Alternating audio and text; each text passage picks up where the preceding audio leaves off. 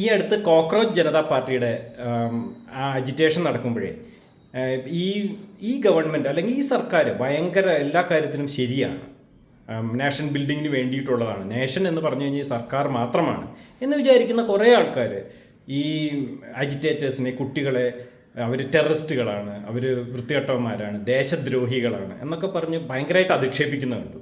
അതേസമയം ആ ഗവൺമെൻറ് അവരുടെ ആവശ്യങ്ങളെ അംഗീകരിച്ചപ്പോൾ ഗവൺമെൻറ് എത്ര നല്ലവർ, അവർ കുട്ടികളല്ലേ, അവരുടെ ഡിമാൻഡ് നമ്മൾ അംഗീകരിക്കണ്ടേ എന്നുള്ള രീതിയിലേക്ക് മാറി.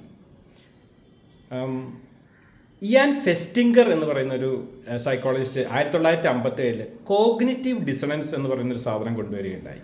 കോഗ്നിറ്റീവ് ഡിസണൻസ് എന്ന് പറഞ്ഞ ഒരു തരം ടെൻഷനാണ്, മെൻ്റൽ ടെൻഷൻ.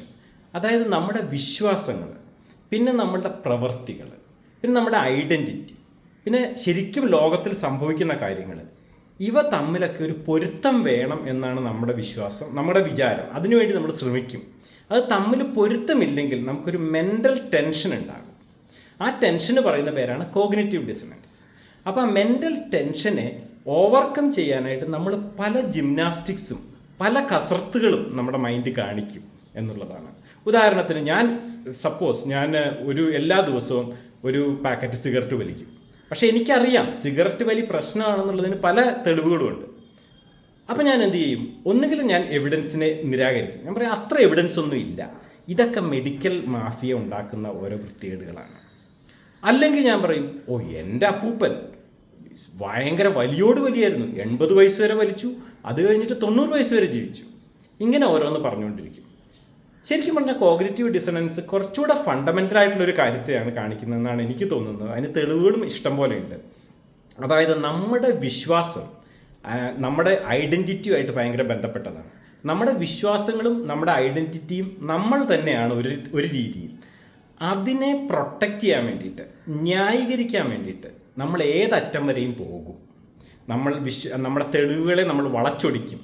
അതൊരു തരം കൺഫർമേഷൻ ബയസ് പോലെയുള്ള കൺസെപ്റ്റുകൾ നമ്മൾ വായിച്ചു കഴിഞ്ഞാൽ തന്നെ നമുക്ക് മനസ്സിലാവും നമ്മൾ ഇങ്ങനെ ചെയ്യുന്ന ന്യായീകരണ ജീവികളാണ്, അല്ലാതെ റേഷണൽ അഥവാ യുക്തിചിന്താ ജീവികളല്ല എന്നുള്ളത്.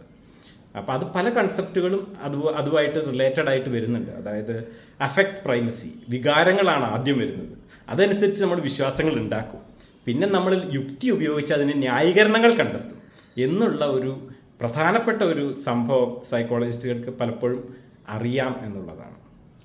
അപ്പോൾ നമുക്ക് യഥാർത്ഥത്തിൽ നമ്മുടെ വിശ്വാസങ്ങളെ ചോദ്യം ചെയ്യേണ്ടതുണ്ടോ?